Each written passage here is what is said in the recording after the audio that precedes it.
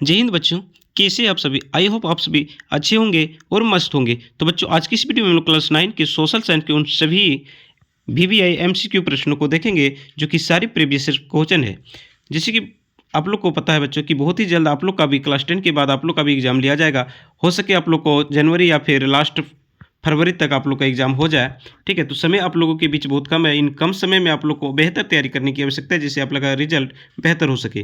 तो आइए आज हम लोग सोशल साइंस के उन सभी 40 MCQ प्रश्नों को देखेंगे जो कि प्रीवियस ईयर प्रश्न है, यानी कि पूर्व की परीक्षा में पूछा हुआ प्रश्न है। ठीक है, तो इस वीडियो के अंत तक बने रहिएगा, वीडियो को स्किप नहीं कीजिएगा, और अगर वीडियो अच्छा लगे तो अपने दोस्तों तक शेयर जरूर कीजिएगा। और बच्चों, इस चैनल को अपने प्यारे प्यारे हाथों से सब्सक्राइब जरूर कर लीजिए। ठीक है, तो आइए सबसे पहला प्रश्न है, उसको देखते हैं। इसके पहले कुछ निर्देश दिया हुआ है बच्चों, उन निर्देशों को हम लोग पढ़ेंगे। देखिए, एग्जाम में ये हमेशा लिखा रहता है। देखिए यहाँ पे लिखा हुआ बच्चों क्लास 9, ठीक है, सामाजिक विज्ञान। समय आप लोग को दिया जाएगा बच्चों, ठीक है, 1.5 घंटा, यानी कि 1 घंटा 30 मिनट में फुल बोले तो 90 मिनट का समय आप लोगों के पास रहेगा। टोटल पूर्णांक आपका 40 रहने वाला। ठीक है, चलिए अब हम लोग एक एक करके प्रश्न को देखेंगे। देखिए कि किस टाइप की प्रश्न आपसे पूछा जाता है। देखिए बच्चों, बहुत से बच्चे ऐसे क्या होता है, एग्जाम के नाम से ही घबरा जाते हैं। तो ऐसा कुछ नहीं है बच्चों कि कोई खास हार्ड प्रश्न नहीं पूछा जाता है, काफ़ी इजी लेवल के प्रश्न होते हैं। ठीक है, अब देखिए सबसे पहला प्रश्न है बच्चों की फ्रांसीसी क्रांति कब शुरू हुई थी। तो फ्रांसीसी यानी फ्रांस में एक क्रांति हुई थी जो फ्रांसीसी क्रांति के नाम से हम लोग जानते हैं। वो सबसे पहले 1789 ईस्वी में हुआ था। कब हुआ था बच्चों? तो कहोगे सर 1789 ईस्वी में। ठीक है, 1789 में। उस समय वहाँ के शासक कौन थे? तो कहोगे सर लुई 16वां था। कौन था? लुई 16वां था। ठीक है, आप सभी याद रखिएगा लुई 16वां। ठीक है, लुई 16वां। तो बच्चों समझ में आया? कहोगे सर जी हाँ। चलिए नेक्स्ट प्रश्न देख लेते हैं। कह रहे बच्चों फ्रांसीसी क्रांति में बुजुर्वा शब्द का क्या अर्थ होता है? यानी जो फ्रांसीसी क्रांति हुआ था बच्चों, वहाँ पे एक बुजुर्वा शब्द का प्रयोग किया गया था। ठीक है, किस शब्द का प्रयोग किया गया था? बुजुर्वा शब्द। ये बुजुर्वा शब्द का मतलब क्या होता है? तो बच्चों फ्रांसीसी क्रांति के समय जो बुजुर्वा शब्द का प्रयोग किया था, उसका मतलब होता है मध्यम वर्ग। क्या होता है बच्चों? मध्यम वर्ग। ठीक है, चलिए प्रश्न संख्या 3 कह रहा है कट्टरपंथी जेकोबिन्स ने किस राजनीतिक क्लब की स्थापना किया था। देखिए कट्टरपंथी जो जेकोबिन्स थे बच्चों, ठीक है, आप लोग को याद आता होगा। ठीक है, हमने सारा पढ़ा के रखा है। कट्टरपंथी जेकोबिन्स ने किस राजनीतिक क्लब की स्थापना किया था? राजभक्त, उदारवादी, जेकोबिन्स और रूढ़िवादी। तो बच्चों आप लोग को पता है क्या किया था? तो कहोगे सर जेकोबिन्स क्लब की स्थापना किया था। ठीक है, तो आपका ऑप्शन नंबर डी यहाँ पे करेक्ट हो जाएगा। चलिए नेक्स्ट प्रश्न है नेपोलियन बोनापार्ट कौन है बच्चों? तो यहाँ बात हो रही नेपोलियन बोनापार्ट ने खुद को कब फ्रांस का सम्राट घोषित कर दिया था। देखिए नेपोलियन बोनापार्ट जो थे वो खुद को फ्रांस का सम्राट कब घोषित किए थे? तो कहोगे बच्चों कि 1804 ईस्वी में। सर कब किया था? 1804 ईस्वी में। ठीक है, 1815 में वाटरलू की लड़ाई हुई थी जिसमें से नेपोलियन की हार हुई थी, और वहीं से जो है नेपोलियन का समझिए एक पराजय हुआ था, और वहीं से उसका धीरे धीरे धीरे धीरे विनाश की ओर चलता गया, यानी कि उसकी हार के साथ ही उसका जो है धीरे धीरे ग्राफ नीचे घटता गया। ठीक है, चलिए हॉलोकॉस्ट किससे संबंधित है? देखिए बच्चों आप ये प्रश्न आपका कि हॉलोकॉस्ट किससे संबंधित है।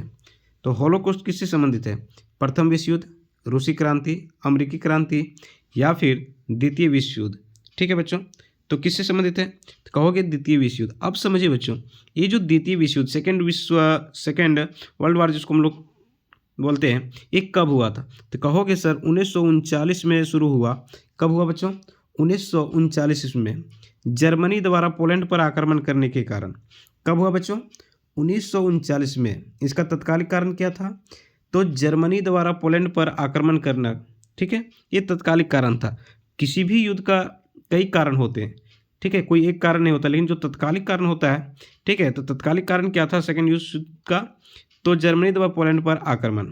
अब समझिए जो द्वितीय विश्व युद्ध 1939 में प्रारंभ हुआ, ये खत्म कब हुआ बच्चों? तो कहोगे सर 1945 ईस्वी में। कब हुआ था बच्चों? 1945 ईस्वी में। इस युद्ध में पूरे जो विश्व था वो दो गुटों में बट गया था। कौन कौन? मित्र राष्ट्र और धुरी राष्ट्र। याद रखिएगा, मित्र राष्ट्र और धुरी राष्ट्र। तो यहाँ पे आपका सही उत्तर हो जाएगा द्वितीय विश्व युद्ध। साथ ही साथ बच्चों आप लोग याद रखते जाइएगा प्रथम विश्व युद्ध।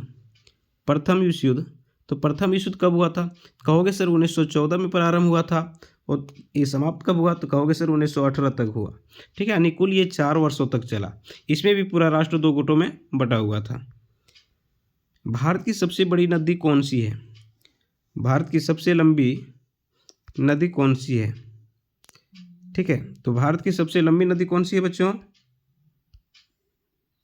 भारत की जो सबसे लंबी नदी है वो कौन सी है? तो बेहिचक कहोगे सर आप लोग गंगा नदी। कौन सी है? गंगा नदी। ठीक है, आपका ऑप्शन नंबर ये हम आप पे करेक्ट हो जाएगा। ठीक है, नमामि गंगे परियोजना, ठीक है, नमामि गंगे परियोजना किसके द्वारा चला गया था? तो केंद्र सरकार के द्वारा चलाया गया था। क्यों? गंगा की प्रदूषण को कम करने के लिए, यानी गंगा की स्वच्छ करने के लिए, याद रखिएगा। नेक्स्ट बच्चों, कह रहा भारत की अक्षांशीय सीमा कितनी है? यानी कि जो भारत है उनकी अक्षांशीय सीमा कितनी है बच्चों? ठीक है, तो आप लोग को पता है कि भारत की अक्षांशीय सीमा कितना है। तो 8 डिग्री फॉर, ठीक है, 8 डिग्री, ठीक है, 4 मिनट नॉर्थ से 37 डिग्री 6 मिनट नॉर्थ तक। ठीक है, तो आपका ऑप्शन नंबर ये ही यहाँ पे करेक्ट हो जाएगा। नेक्स्ट, भारत की सबसे उत्तरी पर्वत श्रृंखला कौन सी है? यानी जो भारत है उसकी सबसे उत्तरी पर्वत श्रृंखला कौन सी है बच्चों? तो भारत की सबसे उत्तरी पर्वत श्रृंखला कौन सी है? ठीक है, तो यहाँ पे दिया है विंध्य, अरावली, हिमालय और पश्चिमी घाट। ठीक है, तो बच्चों यहाँ पे आपका सही उत्तर हो जाएगा हिमालय।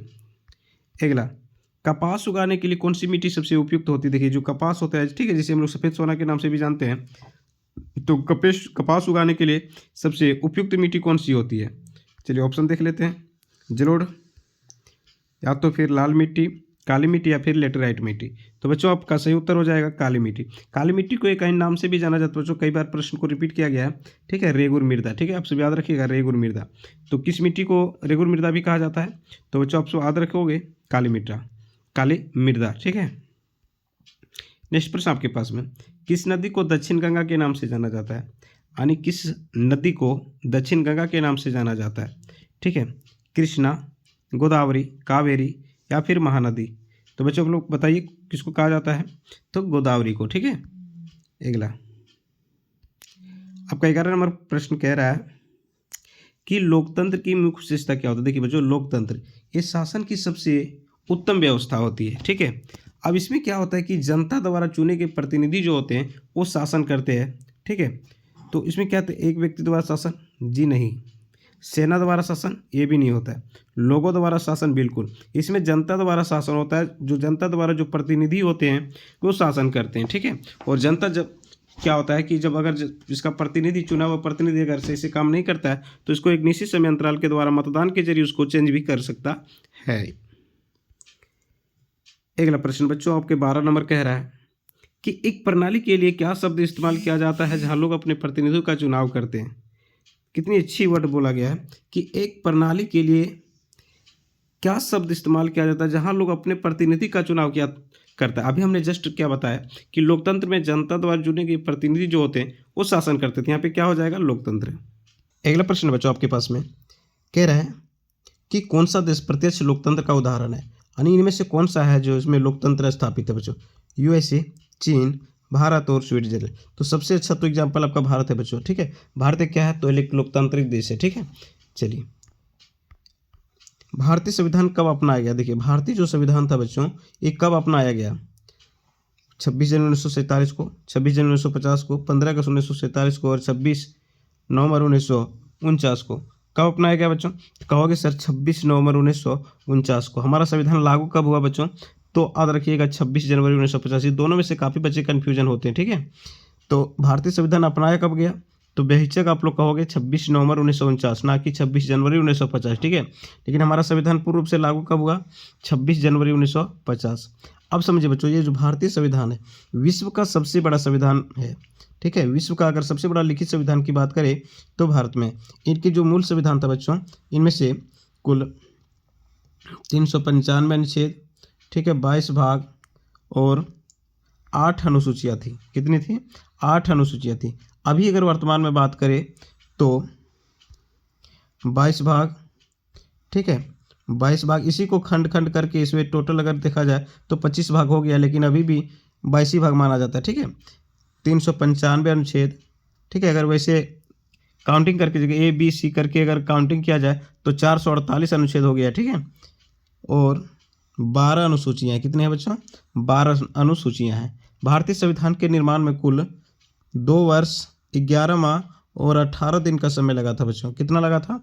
2 वर्ष 11 माह 18 दिन का समय लगा था। ठीक है, चलिए, भारतीय संविधान का निर्माता किसे कहा जाता है? देखिए, जो भारतीय संविधान का निर्माता होता है उसे वी.आर. अम्बेडकर को माना जाता है।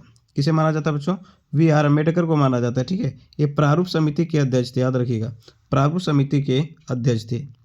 ठीक है, वी.आर. अम्बेडकर को। वी.आर. अम्बेडकर ने भारतीय संविधान के आर्टिकल 32 को संविधान की आत्मा कहा है। आप सब याद रखोगे, आर्टिकल जो 32 है उसमें संविधान का आत्मा कहा है। किसने कहा था बच्चों? तो वी.आर. अम्बेडकर ने कहा था, बाबा भीमराव अम्बेडकर ने कहा था। ठीक है, चलिए, कह रहा है ग्रामीण भारत में मुख्य व्यवसाय क्या है? अब समझिए, जो ग्रामीण भारत है, जो ग्रामीण क्षेत्र में है, ठीक है, उनका मुख्य व्यवसाय क्या है, यानी कि पैसे आने का मुख्य स्रोत क्या है बच्चों? तो उद्योग तो हो ही नहीं सकता ग्रामीण क्षेत्रों में, सेवाएं भी नहीं हो सकता, खनन भी नहीं हो सकता, तो क्या हो जाएगा? कृषि। कृषि किस क्षेत्र में रखा गया बच्चों? तो याद रखिएगा, ये प्राथमिक क्रिया का उदाहरण है। ठीक है, प्राथमिक क्रिया का उदाहरण आपसे पूछा जाता है कि जो कृषि है वो किस क्रिया का उदाहरण है? तो बच्चों आप सब याद रखोगे, ये प्राथमिक क्रिया का उदाहरण है। ठीक है, अगला, वस्तुओं और सेवाओं के उत्पादन पर खर्च किए गए धन को क्या कहते हैं? किस पर बात हो रही है? वस्तुओं और सेवाओं के उत्पादन पर। ठीक है, वस्तुओं और सेवाओं के उत्पादन पर खर्च किए गए धन को क्या कहते हैं? निवेश तो कह नहीं सकते, आय भी नहीं कह सकते, व्यय भी नहीं कह सकते, तो ये क्या हो जाएगा? पूंजी हो जाएगा। किस क्षेत्र को प्राथमिक क्षेत्र के रूप में जाना जाता है? किस क्षेत्र को प्राथमिक क्षेत्र के रूप में जाना जाता है? अभी मैं जस्ट पहले बताया, प्राथमिक क्रिया में किसको रखा गया है? तो बच्चों कृषि को। ठीक है, तो ऑप्शन नंबर बी यहाँ पे करेक्ट हो जाएगा। अगला, जनगणना 2011 के अनुसार भारत की साक्षरता दर क्या है? यानी जब 2011 की जनगणना हुई थी बच्चों, ठीक है, भारत में अंतिम बार जनगणना जो हुआ है 2011 में हुआ, इसके बाद अभी 2025 में हो रहा है। ठीक है, तो जनगणना जो है बच्चों, ये सबसे पहले आपसे पूछा जाता है जनगणना, ठीक है, ये किस सूची का विषय है? तो ये याद रखिएगा बच्चों, ये संघ सूची का विषय। किसका विषय है? संघ सूची। आप संघ सूची में कुल 100 विषय को रखा गया है। इसके अंतर्गत आने वाले जो विषय होते हैं उस पर कानून बनाने का अधिकार केंद्र सरकार के पास होती है। कौन बनाते हैं? तो कहोगे सर सांसद बनाते हैं। ठीक है, चलिए, इसके बाद जो है दूसरी हो गया समवर्ती सूची। समवर्ती सूची के जो अंतर्गत जो भी विषय आते हैं जैसे शिक्षा वगैरह, ठीक है, उसके अंदर आने वाले जो विषय होते हैं उस पर कानून बनाने का जो अधिकार है वो किस पर होता है? तो राज्य सरकार और केंद्र सरकार दोनों के पास होती है। यानी इसमें विधायक और सांसद दोनों कानून बना सकते हैं, लेकिन शर्तें ये है कि अगर एक ही विषय पर दोनों सरकार कानून बनाती है तो केंद्र सरकार के द्वारा कानून बनाने के बाद राज्य सरकार द्वारा बनाया हुआ कानून स्वतः क्या होते हैं? समाप्त हो जाते हैं। अगला है बच्चों राज्य सूची। कौन सा है? राज्य सूची। अब राज्य सूची के अंतर्गत जैसे पुलिस वगैरह, ठीक है, आप सब याद रखिएगा, पुलिस, वन, ठीक है, तो राज्य सूची के अंतर्गत आने वाले जो विषय होते हैं उस पर कानून बनाने का अधिकार किसके पास होता है? तो राज्य सरकार के पास होता है। ठीक है, यानी इसका जो कानून निर्माण होता है विधानसभा में होता है, यानी कि जो होता है विधायक लोग करते हैं। ठीक है, तो कह रहा है बच्चों जो जनगणना 2011 के अनुसार, जनगणना 2011 के, यानी जनगणना जो है वो संघ सूची का विषय है। सबसे पहली बार भारत में जनगणना कब हुआ था बच्चों? तो याद रखिएगा सर 1872 ईस्वी में। कब हुआ था? 1872 ईस्वी में। किसके शासनकाल में? तो याद रखोगे लॉर्ड मेयो के शासनकाल में, लॉर्ड मेयो के शासनकाल में। इसके बाद उस समय जो जनगणना हुआ था बच्चों ये 10कीय नहीं होता था। अभी जो जनगणना हमारे यहाँ होता है वो प्रत्येक 10 साल के अंतराल में होता है। ठीक है, तो इसके बाद 1881 ईस्वी में 10कीय जनगणना प्रारंभ हुआ। कब? 1881 ईस्वी में लॉर्ड रिपन के शासनकाल में, लॉर्ड रिपन के शासनकाल में। ठीक है, कब? लॉर्ड रिपन के शासनकाल में। तब से लेकर के अभी तक ले वही 10कीय जनगणना चल रहा है। ठीक है, तो लास्ट जो हमारा भारत में जनगणना हुआ था बच्चों 2011 में हुआ था। ठीक है, इसके बाद 21 में होना था, लेकिन उसी समय एक भयानक वायरस कोरोना के कारण से ये जनगणना नहीं हो पाया। ठीक है, तो अभी 2025 में हो रहा है। तो 2011 के अनुसार भारत की जो साक्षरता दर है, ठीक है, भारत की साक्षरता दर है वो क्या है बच्चों? 74.04%, 65.38%, 84.12% और 72.36%। ठीक है, तो बच्चों इसका सही उत्तर क्या हो जाएगा? ठीक है, तो बच्चों कहोगे सर 74.01%। क्या हो जाएगा? 74.04%। ठीक है, यानी ऑप्शन नंबर ये हो जाएगा। आप समझिए सबसे अधिक साक्षरता वाला राज्य कौन सा है? सबसे अधिक साक्षरता वाला राज्य कौन है? तो कहोगे सर केरल। याद रखिएगा केरल। ठीक है, अगर सबसे कम की बात किया जाए, अगर अब सबसे कम साक्षरता वाला राज्य पूछ लिया जाए तो कहोगे सर बिहार है। क्या है? कौन सा है? तो बिहार है। ठीक है, चलिए, बिहार की जनसंख्या घनत्व जो है बच्चों सबसे अधिक है। क्या है? जनसंख्या घनत्व जो है वो सबसे अधिक है। कहाँ का? बिहार का। ठीक है, चलिए अगला प्रश्न कह रहे हैं भारत में बेरोजगारी पर डेटा कौन सा संगठन एकत्र करती है? यानी भारत में बेरोजगारी पर जो डेटा होती है ये कौन एकत्र करती है, यानी कौन जमा करती है? NSSO, आरबीआई तो करेगा ही नहीं, सेबी बैंक तो CSO। ठीक है बच्चों, तो कौन करेगा? तो कहोगे सर NSSO। ठीक है, NSSO ऑप्शन नंबर ये आप सही हो जाएगा। प्रश्न संख्या 21 कह रहा है बच्चों कि कर्क रेखा भारत के कितने राज्यों से होकर के गुजरती है? देखिए, जो कर्क रेखा होता है बच्चों ये भारत के कुल 8 राज्यों से होकर के गुजरती है। कितने राज्यों से? ठीक है, 8 राज्य। ये जो कर्क रेखा होता है ये 2 बराबर भागों में बांटता है। ठीक है, ये 23.5 डिग्री पर है। कितने? 23.5 डिग्री। ठीक है, तो भारत के कितने राज्यों से होकर के गुजरती है? तो 8 राज्यों से होकर के गुजरती है। इसका एक ट्रिक है बच्चों, आप लोग को पता होना चाहिए। ठीक है, ट्रिक है गमछा झार मित्र पर, गमछा झार मित्र पर। ठीक है, गमछा झार मित्र पर, यानी कि इसे अगर याद रखिएगा तो सारे के सारे 8 राज्य आप लोग आसानी से याद रख सकते हैं। ठीक है,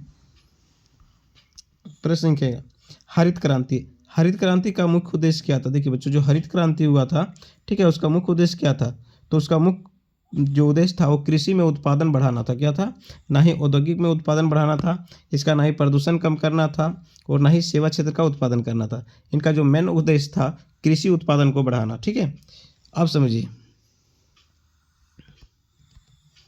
ओके सर, नॉर्मल बोरलॉन्ग को माना जाता है। किसको?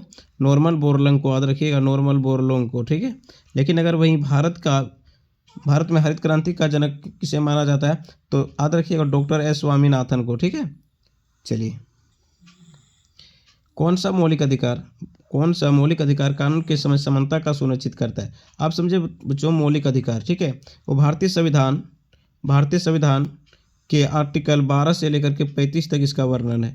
ठीक है, मौलिक संविधान को कहाँ पे रखा गया है? तो भारतीय संविधान के भाग 3 में इसका वर्णन है बच्चों, आप सभी याद रखिएगा, भारतीय संविधान के भाग 3 में। ठीक है, तो भारत की जो मूल संविधान था उसमें कुल 7 प्रकार का मौलिक अधिकार प्राप्त था, लेकिन वर्तमान में कुल भारतीयों को जो है वो कुल 6 प्रकार का मौलिक अधिकार प्राप्त है। ठीक है, इसमें से एक जो मौलिक अधिकार था संपत्ति का अधिकार। ठीक है, कौन सा अधिकार बच्चों? संपत्ति का अधिकार, जो कि आर्टिकल 31 में वर्णन था, उसको मौलिक अधिकार की सूची से हटा करके उसको एक कानूनी अधिकार के रूप में रख दिया गया आर्टिकल 300A में। ठीक है, आर्टिकल यानी कि अनुच्छेद 300A में रख दिया, एक कानूनी अधिकार बना करके। ये कब किया बच्चों? तो भारतीय संविधान के 44वां संविधान संशोधन कब हुआ? 44वां संविधान संशोधन 1978 में। कब हुआ बच्चों? 44वां संविधान संशोधन 1978 में।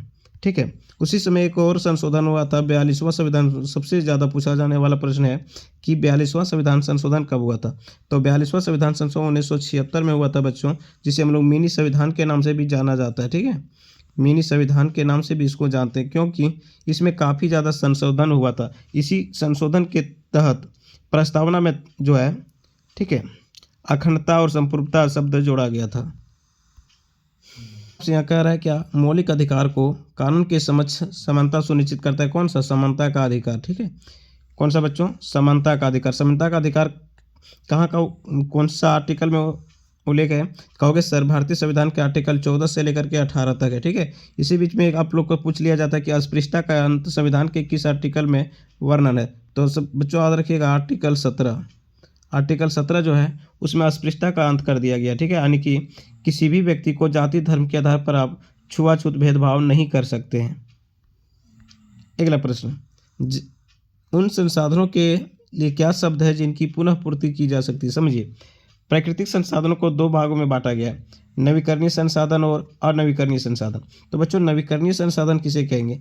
तो ऐसे संसाधन जिससे नवीकृत होता रहे। मतलब कहने का अर्थ है बच्चों कि ऐसे संसाधन जिसकी पुनः पूर्ति होती रहे, यानी कि जिसकी भंडार जो है असीमित है, जिसका हम लोग लगातार उपयोग करने के बावजूद भी ये समाप्त नहीं होते। जैसे अगर फॉर एग्जांपल बात करें तो वायु, मृदा, ठीक है, ये सब क्या है बच्चों? जल, ये सब नवीकरणीय संसाधन, इसकी पुनः पूर्ति होती रहती है। लेकिन कुछ संसाधन हमारे पास ऐसे हैं जो प्राकृतिक रूप से है, जिनका भंडार क्या है बच्चों? तो सीमित है। ठीक है, जिनका भंडार क्या है, सीमित है। सीमित कहने का मतलब इसकी पुनः निर्माण संभव नहीं है, और अगर लगातार इसका उपयोग करते रहे तो एक समय ऐसा आएगा जिसमें इसकी मात्रा समाप्त हो जाएगी। ठीक है, तो ऐसे संसाधन को हम लोग गैर नवीकरणीय या तो फिर अनवीकरणीय संसाधन कैसे, फॉर एग्जाम्पल अगर हम समझेंगे तो कहोगे सर कोयला, पेट्रोलियम, ठीक है, ये सब क्या है, तो कहोगे सर ये अनवीकरणीय संसाधन, यानी जितने भी जीवाश्म ईंधन है, ठीक है, जीवाश्म है, ये सारे के सारे क्या है, अनवीकरणीय संसाधन है। तो कह रहा है बच्चों, आपसे प्रश्न में पूछ रहा है कि उन संसाधनों के लिए किस शब्द का प्रयोग किया जाए जिनकी पुनः पूर्ति की जा सकती है, मतलब पुनः निर्माण हो रही है। पुनः निर्माण का मतलब बच्चों आप लोग को अभी हमने समझा दिया, बोलिए क्या होगा, तो कहिएगा सर नवीकरणीय संसाधन। ठीक है, नाजी पार्टी का प्रतीक क्या था, अब समझिए, जो नाजी पार्टी था उनका प्रतीक क्या था, हथौड़ा और दरांती, तिरंगा, लाल झंडा या फिर स्वास्तिक, क्या था बच्चों, फटाफट बताइए। कहोगे सर स्वास्तिक, क्या था, स्वास्तिक। अगला, भारत की आधिकारिक भाषा क्या है, देखिए भारत की आधिकारिक भाषा क्या है बच्चों, अंग्रेजी, हिंदी, बंगाली या फिर तमिल, तो क्या है, तो कहोगे सर हिंदी है। ठीक है, क्या है, हिंदी। अब समझिए भारतीय संविधान में भाषा का वर्णन, भारतीय संविधान में भाषा का वर्णन किस सूची में किया गया बच्चों, तो 8वीं जो अनुसूची है, किसमें, 8वीं अनुसूची, उसमें भाषा का वर्णन है। ठीक है, कुल 22 भाषाओं का इसमें वर्णन किया गया बच्चों, याद रखिएगा आप लोग, कुल 22 भाषाओं का वर्णन किया गया है। ठीक है, अगला, किस घटना को प्रथम विश्व युद्ध की शुरुआत माना जाता है, देखिए बच्चों अभी हमने जस्ट बताया था कि जो प्रथम विश्व युद्ध हुआ था 1914 से लेकर के 1918 में हुआ था, ठीक तक हुआ था, यानी 1914 में प्रारंभ हुआ और 1918 में जाकर के ये समाप्त हुआ। तो किसके कारण हुआ था बच्चों, तो ये देखिए यहाँ पे आर्कडिज फ्रांच, जो फर्डिनेंड की हत्या थी, ये इसका तत्कालिक कारण था। ठीक है, ऑप्शन नंबर डी आपका सही हो जाएगा। 29 में कह रहा है भारत में कानूनों के कार्यान्वयन के लिए कौन जिम्मेदार है, देखिए भारत में जो कानून का कार्यान्वयन करने के लिए कौन जिम्मेदार होता है बच्चों, तो ये न्यायपालिका होते हैं। कौन होते हैं,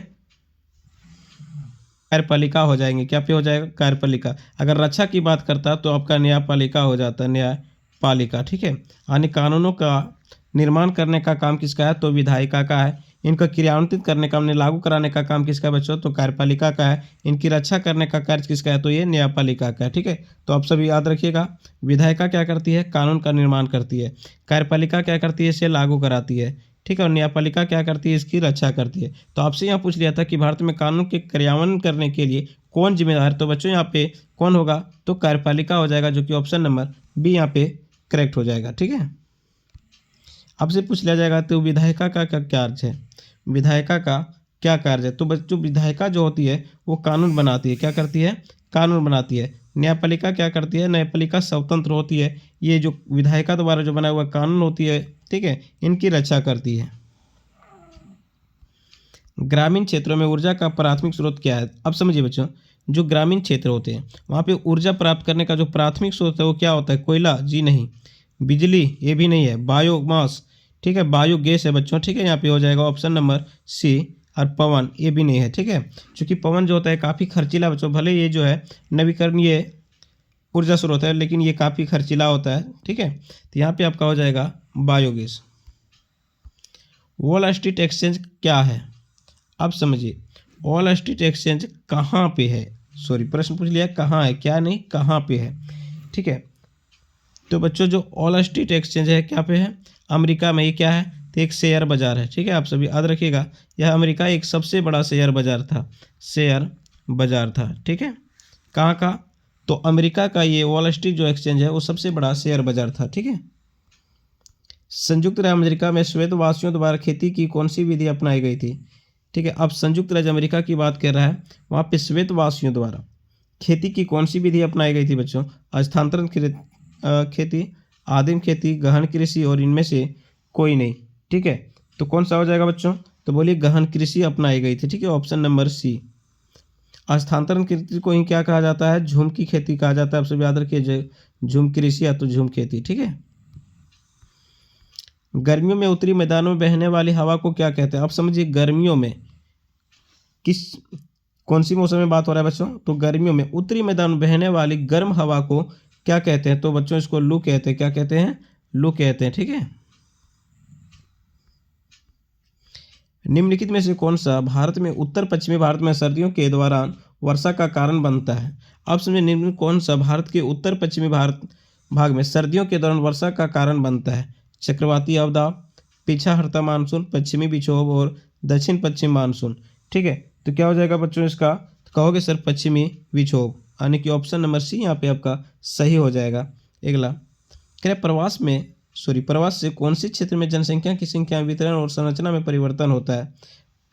प्रस्थान क्षेत्र, आगमन क्षेत्र, प्रस्थान और आगमन दोनों के क्षेत्र, इनमें से कोई नहीं।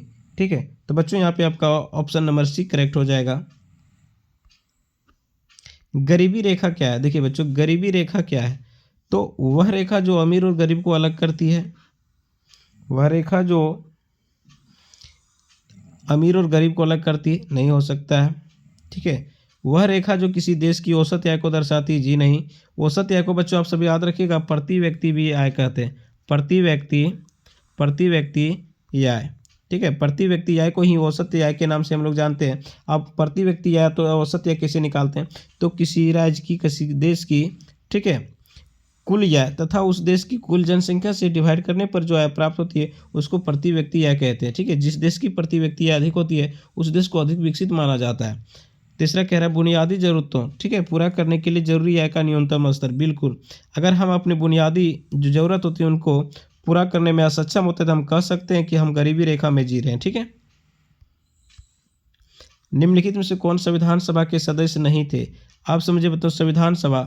ठीक है, संविधान सभा की प्रथम बैठक कब हुई थी? तो 9 दिसंबर 1946 ईस्वी का याद रखिएगा। 9 दिसंबर 1946 को संविधान सभा का कार्य क्या था बच्चों? तो इसका कार्य था संविधान का निर्माण करना। क्या था बच्चों? तो याद रखोगे संविधान का निर्माण करना। अब संविधान सभा का जो अस्थायी अध्यक्ष था, अस्थायी अध्यक्ष याद रखिएगा, अस्थायी अध्यक्ष, ठीक है, किसे नियुक्त किया गया था? कई बार पूछा जाता है कि संविधान सभा के अस्थायी अध्यक्ष कौन थे? तो बच्चों उस सभा जो हो रही थी 9 दिसंबर 1946 को, जो प्रथम सभा हो रही थी, उस सभा में सबसे बुजुर्ग व्यक्ति जो थे वो डॉक्टर सच्चिदानंद सिन्हा थे। कौन थे? सच्चिदानंद सिन्हा थे। ठीक है, इसलिए इसकी जो अस्थायी अध्यक्ष थे वो डॉक्टर सच्चिदानंद सिन्हा थे। इसकी जो दूसरी बैठक हुआ बच्चों वो 11 दिसंबर 1946 को हुआ। कब हुआ? 11 दिसंबर 1946 हुआ, जिसमें डॉक्टर राजेंद्र प्रसाद को, किसे? डॉक्टर राजेंद्र प्रसाद को संविधान सभा का अस्थायी अध्यक्ष चयनित किया गया। ठीक है, आप समझिए यहाँ पे सवाल खड़ा होता है कि संविधान सभा का अस्थायी अध्यक्ष कौन था? ठीक है, तो बच्चों अस्थायी अध्यक्ष था डॉक्टर राजेंद्र प्रसाद। याद रखिएगा डॉक्टर राजेंद्र प्रसाद। कब चुना गया? तो कहोगे सर 11 दिसंबर 1946 को। ठीक है, जबकि अस्थायी अध्यक्ष कौन थे? तो अस्थायी अध्यक्ष जो थे बच्चों, ठीक है, कौन थे? डॉक्टर सच्चिदानंद सिन्हा, डॉक्टर सच्चिदानंद सिन्हा। ठीक है, सिन्हा। इसे कब चुना गया था? तो प्रथम बैठक में ही चुना गया था, यानी कि 9 दिसंबर 1946 को। ठीक है, 9 दिसंबर 1946 को। तो कह रहा कौन संविधान सभा का सदस्य नहीं था? ठीक है, महात्मा गांधी, राजेंद्र प्रसाद, टी कृष्णमाचार्य, पंडित जवाहरलाल नेहरू। ठीक है, तो कौन हो जाएगा बच्चों? तो कहोगे जो महात्मा गांधी थे वो कभी भी संविधान सभा के सदस्य नहीं थे। ठीक है, याद रखिएगा। महात्मा गांधी को हम लोग किस नाम से भी जानते हैं? तो बापू, इसको प्यार से बापू भी कहा जाता है। ठीक है, महात्मा गांधी दक्षिण अफ्रीका से भारत कब लौटे थे? तो कहोगे सर 1915 ईस्वी में ये भारत लौटे थे। अब महात्मा गांधी भारत लौटने के बाद सबसे पहला आंदोलन कहाँ पे किया था? तो कहोगे सर चंपारण में किया था। चंपारण में किया था 1917 ईस्वी में। ठीक है, क्यों गया था चंपारण? तो वहाँ पे के जो किसान थे वो तीन कठिया प्रणाली से काफ़ी ग्रसित थे। ठीक है, अगला दक्षिण अफ्रीका में रंग भेद का मतलब क्या था? देखिए दक्षिण अफ्रीका में रंग भेद का मतलब क्या था? लिंग, धर्म, जाति और आर्थिक स्थिति। ठीक है, तो बच्चों यहाँ पे आपका सही उत्तर क्या हो जाएगा? जाति। यानी दक्षिण अफ्रीका में रंग भेद का मतलब था जाति के आधार पर यहाँ पर भेदभाव हुआ जाता, जो थोड़ा काले रंग के होते थे, ठीक है, उसके साथ भेदभाव किया जाता था। अगला प्रश्न बच्चों आपके पास में है कि भारतीय संविधान कब लागू हुआ? तो भारतीय जो संविधान था, जो विश्व का सबसे बड़ा लिखित संविधान है, इसे कब लागू हुआ बच्चों? तो कहोगे सर 26 जनवरी 1950 ईस्वी को। इसी दिन हम लोग गणतंत्र हुए थे। क्या हुए? गणतंत्र हुए। और इसी तिथि को हम लोग प्रत्येक वर्ष 26 जनवरी को गणतंत्रता दिवस के रूप में मनाते हैं। ठीक है, गणतंत्रता दिवस मनाते हैं। ठीक है, अगला, भारतीय राष्ट्रीय कांग्रेस का 1931 का अधिवेशन कहाँ आयोजित हुआ था? यानी जो भारतीय राष्ट्रीय कांग्रेस है जिनकी स्थापना 1885 ईस्वी में हुआ था बच्चों, जिनके संस्थापक जो थे ये वो ह्यूम थे। ठीक है, ये ह्यूम। ठीक है, कब हुआ था? तो कहोगे सर 1885 में इसकी स्थापना हुआ था। इनके जो संस्थापक थे, मैंने अध्यक्ष थे, वो कौन थे? ये वो ह्यूम थे। ठीक है, तो उनका जो 1931 का अधिवेशन हुआ था वो कहाँ पे हुआ था बच्चों? तो कहोगे जो 1931 का अधिवेशन था वो कराची में हुआ था। ठीक है, तो ऑप्शन नंबर डी। ठीक है, तो बच्चों ये काफ़ी इंपॉर्टेंट प्रश्न है, 40 के 40 है। ठीक है, जो कि एग्जाम में आपको कई प्रश्न यहाँ से आपको डायरेक्ट देखने को मिलेगा। तो इस वीडियो को अधिक से अधिक दोस्तों तक शेयर करें और लाइक और कमेंट करें ताकि हमें एक हौसला मिले और इस प्रकार के और वीडियो आपके पास लेकर के मैं आ सकूँ। ठीक है।